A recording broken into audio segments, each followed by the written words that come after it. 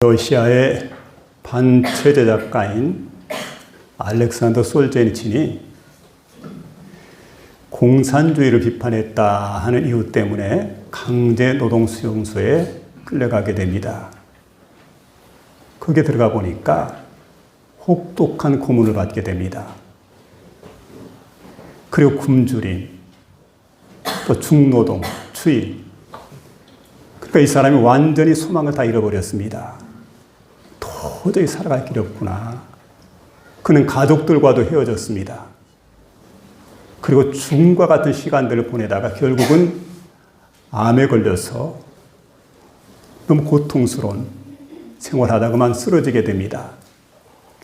그리고 어느 날 땅바닥에 주저앉아서 생을 포기하려고 하는 그 순간에 아주 절망적인 순간인데 한 노인이 나타나가지고 땅바닥에다가 막대기로 십자가를 딱 그려줍니다.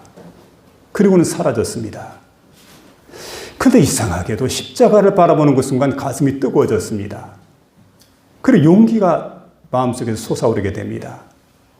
훗날 그는 그렇게 고백을 하게 되면 내가 살아남았던 결정적인 이유가 뭐냐. 내가 살아남은 결정적인 이유라고 하는 것은 바로 사람의 힘이 아니라 하나님께 대한 믿음이었노라고 그는 그렇게 고백을 하고 있습니다. 오늘 본문의 말씀 보니까 이런 회복의 메시지를 우리 가운데 보여주고 있습니다. 선지자 에스겔 시대는 포로 시대 때입니다. 바벨론에서 포로 생활하고 있을 때 여러분 아시는 대로 이스라엘 나라는 무너지게 됩니다. 성전은 완전히 파괴가 되었습니다. 그리고 백성들은 죽거나 사로잡혀서 다 포로로 끌려가게 되는데 유력한 백성들, 귀족들, 청년들 다 바벨론 나라에 포로로 끌려가게 됩니다. 자, 그런 가운데 에스겔 선지자에게 하나님께서 어느 날 임하시게 됩니다. 그 선지자에게 선자를 이끌고 골짜기로 데려가는데 거기에서 한 환상을 보여주게 됩니다. 바라보니까 골짜기에 뼈다귀들이 널브러져 있습니다. 엄청난 뼈다귀들인데 이게 사람 시신이 한두 사람이 아니에요. 너무 많은 뼈다귀들이 있는데 그때 하나님께서 에스겔 선지자에게 묻습니다. 인자야, 이 뼈들이 능히 살겠느냐? 주 여호와여 주께서 아시나이다. 그건 내가 알 바가 아니죠. 하나님의 소관입니다. 하나님이 하시는 일입니다. 주 여호와여 주께서 아시나이다.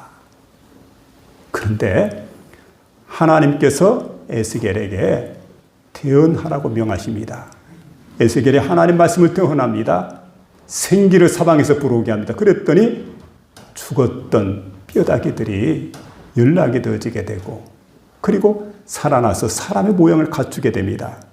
그리고 사방에서 생기가 불어와가지고 큰 군대를 이루게 되는 그런 엄청난 역사가 일어나게 되는 것을 보게 되는데 그래서 여러분 어떻게 하면 이렇게 영혼이 살아날까? 어떻게 하면 죽었던 사람들이 이렇게 살아나게 될까? 오늘 계시 말씀을 읽는 가운데 저와 여러분 마음속에 이 말씀이 깨달아지고 이 말씀을 통해서 은혜를 받게 되는 복된 시간 될 수 있기를 주의 이름으로 부탁드립니다. 먼저는 여기 보니까 말씀으로 살아나려고 하는 말씀인데 여러분 잘 아는 마르틴 루터 이분이 청년 시절에 대학 도서관에 들어갔더랍니다. 대학 도서관에 들어가서 이 책 저 책을 살피다가 라틴어로 기록되어 있는 성경을 딱 발견하고는 그냥 마음이 감동이 됩니다. 그리고 너무 그 마음속에 벅찬 가슴을 끌어안고 그리고 이제 성경을 딱 펼쳐서 성경을 읽기 시작을 하는데 이 성경 말씀 읽을 때마다 마음속에 울림이 옵니다.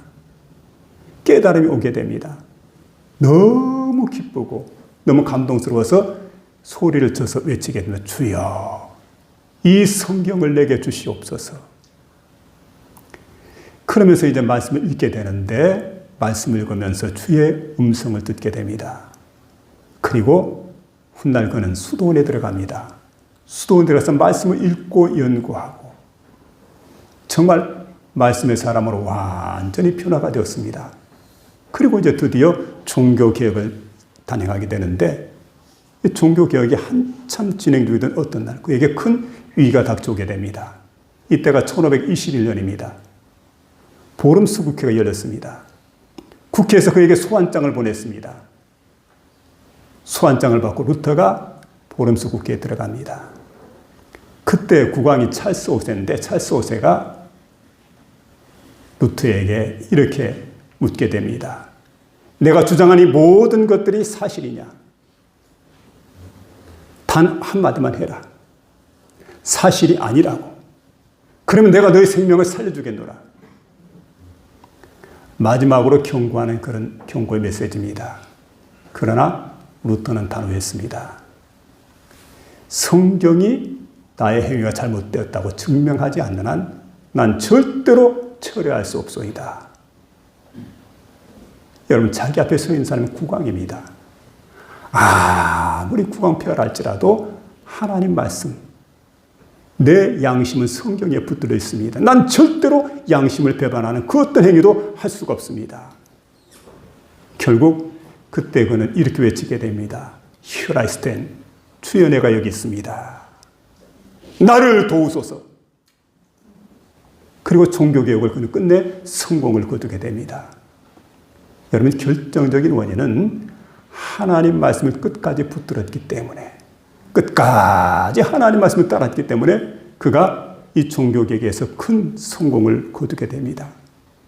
종교개혁을 마침내 성공을 했던 결정적인 비결이 있느냐? 하나님 말씀을 붙들었고 하나님 말씀, 그 말씀에 양심을 걸었습니다. 하나님 말씀, 이 말씀이 내 양심이다. 그러고는 그 말씀을 붙들게 될 때 그는 끝내 성공을 거두었던 것을 볼 수가 있습니다.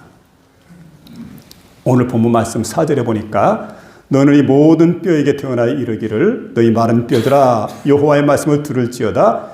주 여호와께서 이 뼈들에게 말씀하시기를 내가 생기로 너희에게 들어가게 하리니 너희가 살리라. 이 말씀을 들은 에스겔은 순종을 합니다. 그리고 생각해보면, 인간적으로 생각해볼 때 아니 마른 뼈다귀가 어떻게 살아날 수가 있어요? 그것도 한두 개가 아닙니다. 널브러진 수많은 군단 같은 그런 그 마른 뼈다귀들인데 이 마른 뼈다귀 전체를 대해서 태어나게 됩니다. 어떻게 보면은 정신없는 짓이죠. 세상에 어떻게 이런 일이 가능하겠어요? 그러나 여러분, 하나님 말씀을 나는 태어나고 권능은 하나님께 있다. 생각을 하고는 하나님 말씀을 태어나게 됩니다. 에스겔은 태어나고 역사는 하나님께서 일으키시는 그런 순간입니다. 6절에 보니까 너희 위에 힘줄을 두고 살을 입히고 가죽으로 덮고 너희 속에 생기를 두리니 너희가 살아나리라. 살아나리라. 제가 이 말씀을 보면서 아이들이 가지고 노는 레고 장난감이 생각이 났습니다. 근데 장난감을 딱 뜯어놓고 보면 하나씩 하나씩 뜯어놓고 보게 되면 이게 뭔 줄 몰라요. 이게 어디에 쓰이는 걸까? 그런데 설계도를 딱 보게 되면 자동차를 만들 수도 있고 이걸 연결하게 되면 이게 큰 집이 되기도 하고 또 이걸 연결하게 되면 비행기가 되기도 하고 참 신기하지요. 이런 마찬가지입니다. 이게 보니까 하나님 여호와께서 마른 뼈다귀 안에서 태어내라. 그래서 여러분 여기 보니까 에스겔이 태어나게 됩니다. 하나님 말씀을 선포했다는 거예요. 마른 뼈다귀들에게. 그랬더니 마른 뼈다귀들이 갑자기 그 명령을 듣고 다 자리에서 일어납니다. 우수수 일어나게 돼요. 그래 놀라운 것은 뼈들이 서로 들어맞게 됩니다. 막 대가닥 소리를 내면서 뼈들이 들어맞고 막 연락을 하게 되고 그리고 그 위에 힘줄이 생깁니다. 살이 차오르게 됩니다. 가죽이 덮입니다. 방금 죽은, 어떻게 보면 금방 죽은 사람과 같은 그런 모습을 갖추게 되었습니다. 문제는 그 속에 지금 보니까 생명이 없다는 거죠. 그때 하나님 말씀하지 않습니까? 생기야 사방에서부터 불어오라. 명하라고 해서 그렇게 명했더니 어떻게 되냐면 죽었던 사람이 완전히 살아났어요. 그리고 군인이 되었습니다. 그리고 군인이 모였으니까 큰 군대를 이루게 되는, 일개 군단을 이루고 일개 사단을 이루게 되는 그 많은 병사들이 모였단 늠름한 군인의 모습을 갖추고 있는 그런 군대를 여기서 지금 보여주고 있습니다. 여러분, 마찬가지입니다. 하나님 말씀은 살리는 바람입니다. 하나님 말씀인 성경을 우리가 읽을수록 은혜가 됩니다. 읽을수록 감동이 됩니다. 읽으면 읽을수록 사람을 변화시킵니다. 이게 하나님 말씀입니다. 이는 성경에 생명력이 있기 때문입니다. 여러분, 히브리서 4장 12절에 보니까 하나님 말씀은 생명력이 있다. 그걸 우리에게 증명해 주고 있습니다. 하나님 말씀은 살아있고 활력이 있어 좌우에 낯선 어떤 것보다 예리하여 혼과 영과 및 관절과 고수를 찔러 쪼개까지 하며 마음의 생각과 뜻을 판단하느니라. 여러분, 하나님 말씀이 우리를 완전히 자연에선 검과 같이 우리의 잘못된 모든 심령을 도려내는 거예요. 죄악된 심령을 도려냅니다. 그리고 깨끗하게 수술해서 완벽하게 회복시켜주는 그런 역사가 되느냐? 하나님 여호와의 말씀이 있다는 거죠. 그래서 여러분, 하나님의 말씀이 선포되는 것마다 죽었던 심령이 살아납니다.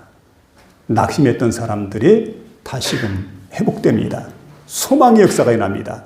그래서 오늘 또 우리에게 특별히 말씀의 바람이 불어와야 됩니다.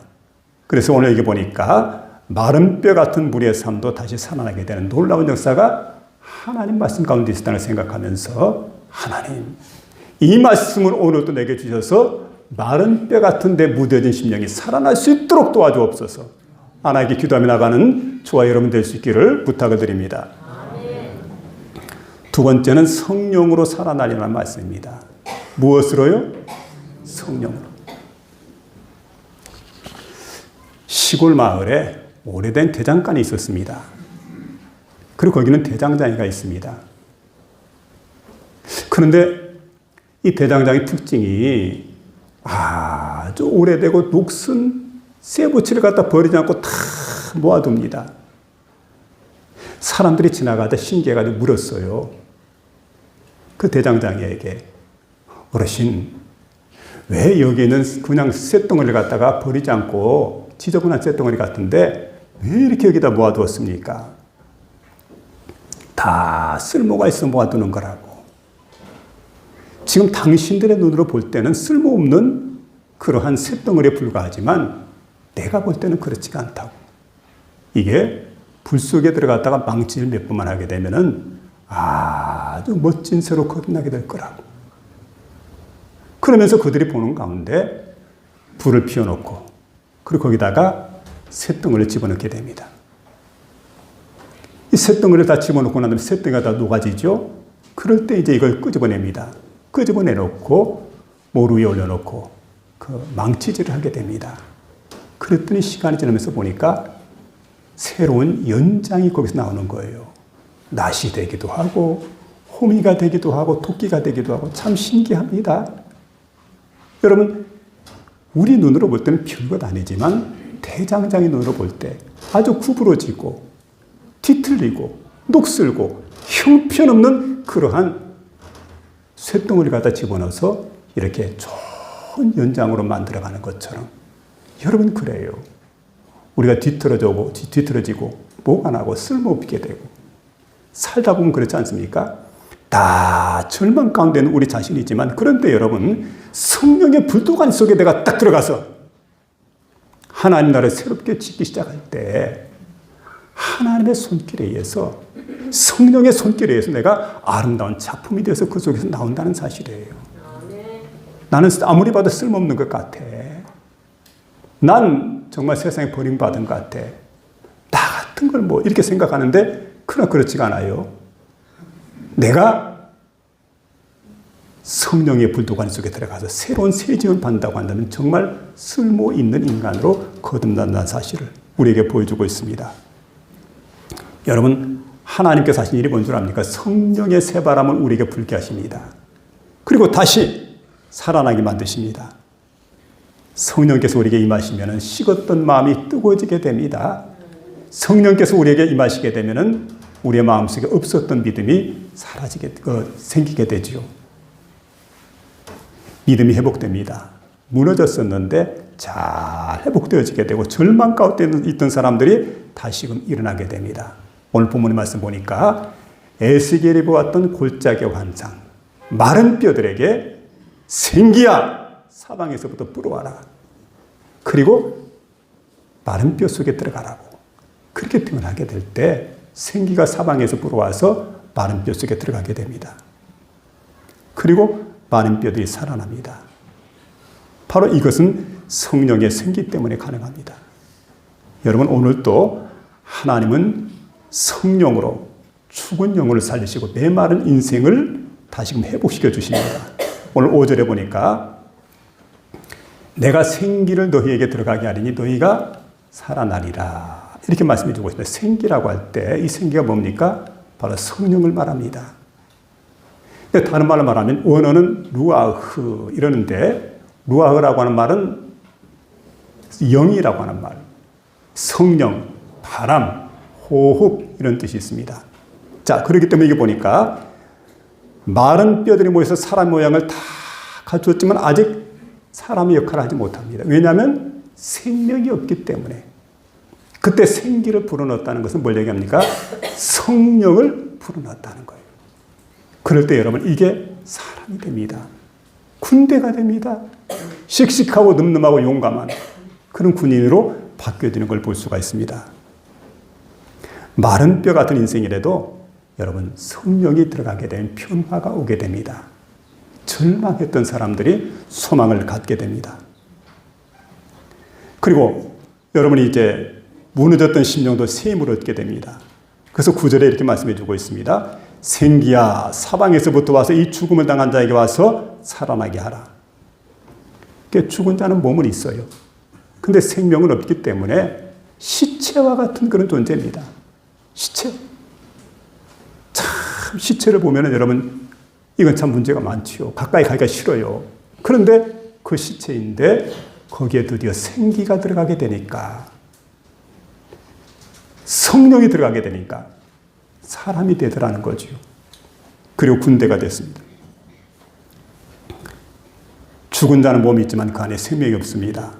힘줄이 생기고 살이 오르고 가죽이 덮이게 될 때 온전한 모양을 갖추었지만 그러나 그것으로 부족합니다. 반드시 그 속에 생기가 들어가야 성령이 들어가야 사람이 되어진다는 거죠. 마치 자동차와 같아요. 자동차를 보게 되면 여러분 그렇습니다. 엔진이 있어요. 모양을 다 갖췄으면 이전에 얼마든 그 전진 기어만 넣으면 앞으로 가게 되어져 있는데 안 갑니다. 왜 그렇습니까? 연료가 없기 때문에. 연료가 없는 자동차는 절대 갈 수가 없어요.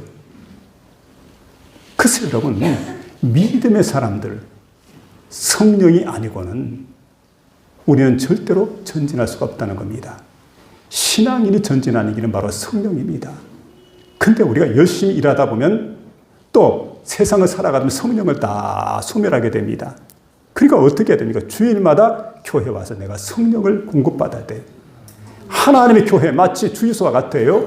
주유소에서 언제나 연료를 공급받는 것처럼 이곳에 와서 우리가 기도하면서 말씀을 들으면서 은혜를 받으면서 하나님께 예배를 드리면서 내가 성령의 주유를 공급받는 거예요. 그리고 이 공급받은 그 성령을 통해서 세상을 힘있게 살아가고 능력 있게 살아가고 권세 있게 살아가는 이런 사람들이 바로 믿음의 사람, 하나님의 사람입니다. 여러분 모양만 있다고 되는 게 아닙니다. 교회가 그래요. 교회가 모양만 있다고 되는 건 아닙니다. 신자가 형식만 있다고 되는 건 아닙니다. 말씀만 있다고 되는 것도 아닙니다. 반드시 그 속에 그 말씀 위에 성령께서 역사하시게 될 때 그때 드디어 이 사람이 진실한 하나님의 사람이 될 수가 있어요. 성령의 사람이 될 수가 있습니다. 찰스 핀이라고 하는 부흥 강사가 있는데 그분이 성령 받은 일을 이렇게 묘사하고 했습니다. 어느 날 성령께서 자신에게 임재했는데 마치 육체와 영혼을 관통해서 여러분 이제 성령께서 쫙 들어오시는데 그때 그 모습이 전류가 흐르는 것과 같았다. 전기에 감전되는 것과 같았다는 그런 고백을 하고 있습니다. 그리고 사랑의 파도가 자신에게 막 일게 됩니다. 그리고 기쁨과 사랑 때문에 그는 말할 수 없이 크게 울게 됩니다. 이게 바로 이제 성령 받은 사람의 역사였는데, 여러분 이제 성령이 내 몸과 영혼을 간통한다는 것, 그리고 나를 변화시킨다고 하는 것. 성령이 임하게 되면 누구든 다 변화가 됩니다. 술, 담배 때문에 고민한 사람이 있습니다. 예수를 믿는데, 예전에 어느 분을 만났는데 참 신실한 분입니다. 우리 교인입니다. 담배를 끊지 못했습니다. 근데 그분이 저를 딱 만나고 나니까 저는 괜찮은데 담배를 피시다가 미안했던 것 같아요. 근데 보니까 담배를 그냥 얼른 데려가지고 담배를 이렇게 딱 끄는데 담배불을 막 손으로 딱 만지더라. 그 얼마나 뜨거웠을까요? 얼마나 고통스러웠겠습니까? 제가 지금도 잊혀지잖아요. 그러니까 여러분 그런 생각이 들죠. 내가 이 담배를 끊어야 되는데, 내가 이 술을 끊어야 되는데. 근데 여러분 성령이 내게 임하게 되면, 하나님의 영이 나를 주장하게 되면, 여러분 이런 상태에서 내가 자연스럽게 자유함을 얻을 수가 있어요. 술, 담배로부터 자유함을 얻을 수가 있다고 하는 겁니다. 근데 여러분 어떤 사람들에게 보게 되면 참 무기력하던 사람이 있습니다. 근데 이런 사람이 성령을 받게 되면 사명자로 변화가 되는 그런 놀라운 역사가 나타나는 걸 보게 되고, 낙심하던 사람들이 성령을 받게 되면 다시금 일어나는 생명의 역사가 일어나는 걸 보게 됩니다. 여러분 지금 자신의 모습이 마른 뼈 같다고 느껴집니까? 기도해도 응답이 없다고 느껴집니까? 마음이 메말라졌다고 느껴집니까? 필요한 게 뭘까요? 성령의 바람이 우리에게 불어와야 돼요. 오 하나님, 성령 강림 주일입니다. 내게도 성령의 바람이 불어올 수 있도록 하나님 도와주세요. 급하고 강한 바람 같은 성령의 역사는 우리가 느낄 수가 있어요. 느낄 수가. 우리 몸이 느낄 수 있도록 성령의 강한 역사가 오순절 마가의 다락방에 임재했고, 또 한 가지, 여러분 오순절 마가의 다락방에 임재했던 그 성령의 역사가 불의 혀같이 갈라지는 역사로 나타나게 될 때, 불의 혀는 뭡니까? 눈에 보는 거예요. 볼 수 있도록 임재하는 성령의 역사였죠. 하나님, 내게도 성령을 주세요. 그 불을 내게도 허락해 주세요.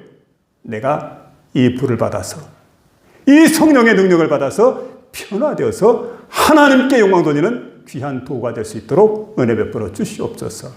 기도하며 나가는 복된 심령이 다 될 수 있기를 주의 이름으로 축원합니다.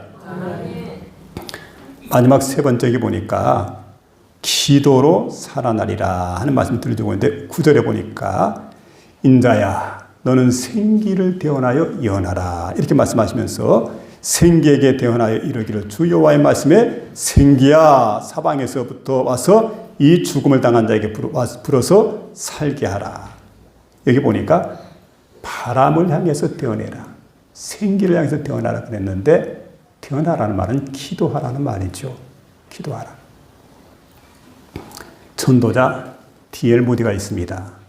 이분에게 어떤 날 한 청년이 찾아와가지고, 선생님, 나 참 하나님께 기도하고 싶은데 기도가 잘 되지 않습니다.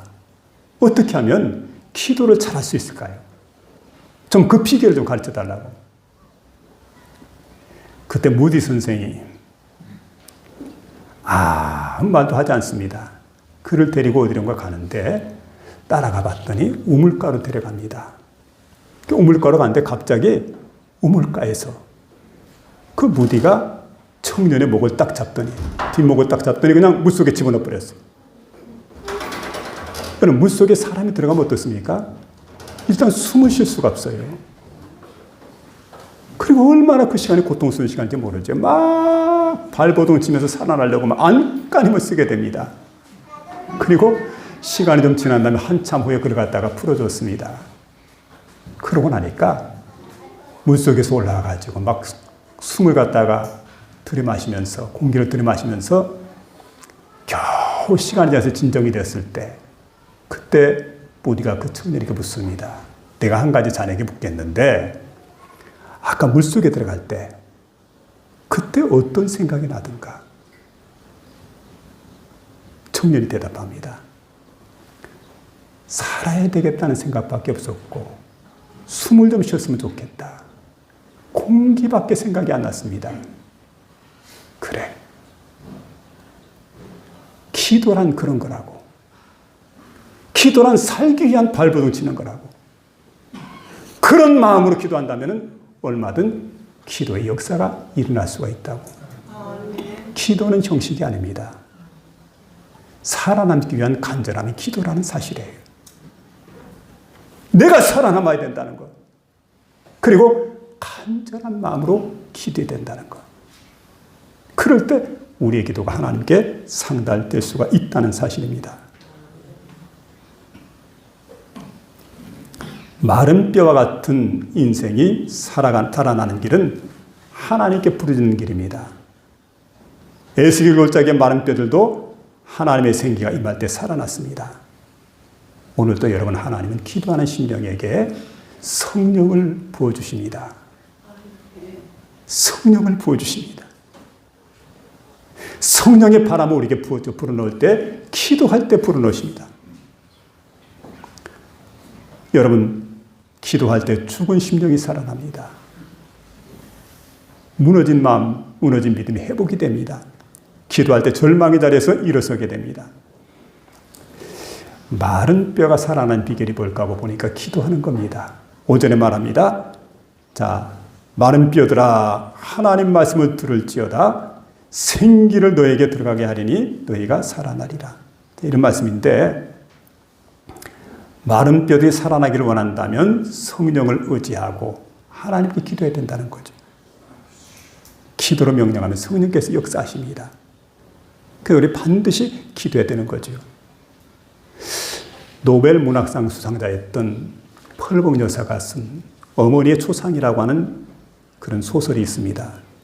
소설에서 잠깐 어머니에 대해서 언급을 합니다. 나의 어머니. 그 어머니 어떤 어머니일까? 보니까 22살에 결혼을 했습니다. 미국에서 중국 대륙으로 건너갑니다. 그때 나이가 22살입니다. 선교사입니다. 남편이 선교사인데 선교사를 따라서 함께 이제 선교사를 감당해야 되는데 미국으로부터 교통이 두절됐습니다. 연락이 되지 않습니다. 그러니까 선교본부가 연락이 되지 않으니까 얼마나 힘들겠어요. 그러니까 많은 굶주림, 또 위험 속에서 선교 사역을 지속하게 되는데 그러다가 부부가 함께 살면서 자녀를 중국에서 낳게 되었는데 7자녀를 낳았는데 4자녀를 품에서 이렇게 결국 세상을 떠내보냅니다. 3자녀만 남았습니다. 그런데 그 어머니의 모습을 이제 회상을 합니다. 우리 어머니는 어떤 어머니였을까 하고 펄벅 여사가 회상을 하게 되는데 일단 어머니는 선교사니까 신앙인이죠. 하나님 중심으로 살았던 여성입니다. 그런데 어머니를 생각하면서 우리 어머니 얼굴 속에서는 한 번도 고통스러운 모습을 본 적이 없다고. 딸의 입장에서 볼 때 그래요. 그리고 어머니가 부르는 노래 가운데서는 우울한 노래가 한 번도 부른 적이 없었다고. 그리고 자신들의 방을 갖다가 어머니가 꾸며줄 때는 항상 밝고 아름답게 꾸며주고 거기에서 어두운 그늘을 한 번도 본 적이 없다고. 그리고 이야기를 할 때마다 낙심, 절망에 찬 이야기가 아니라 언제나 소망에 가득한 믿음의 이야기만 어머니에게 들었다는 겁니다. 펄벅 여사의 어머니는 살리는 사람이었던 거지요. 여러분, 이렇게 세상을 살아갈 때 많은 사람들이 절망하고 있습니다. 절망하는 사람들에게 소망을 선포할 수 있는 그리스도인들이 돼야 돼요. 길을 잃고 헤매는 많은 사람들에게 여러분 생명의 길이 있음을 알려줘야 됩니다. 어두운 생활가하고 어두운 영에 사로잡힌 그 많은 사람들이 세상에 있습니다. 그들을 밝은 곳으로 인도할 수 있는 우리 그리스도인들이 되어져야 됩니다. 여러분, 마른 뼈와 같은 인생이라 낙심합니까? 우리가 이 시간 생각해야 된다. 하나님 말씀을 우리 마음속에 품고 그 말씀을 통해서 우리가 살아나야 됩니다. 그리고 여러분 생기야 사방에서부터 불어오라 했던 그 생기, 하나님의 성령을 통해서 내가 살아나야 됩니다. 그리고 선포된 말씀뿐만 아니라 여러분 기도입니다. 기도의 능력을 다시 살아나서 세상을 이기고 죄악을 이기고 마귀를 이기고 믿음으로 승리하는 저와 여러분 다 될 수 있기를 주의 이름으로 축원합니다. 하나님 아버지,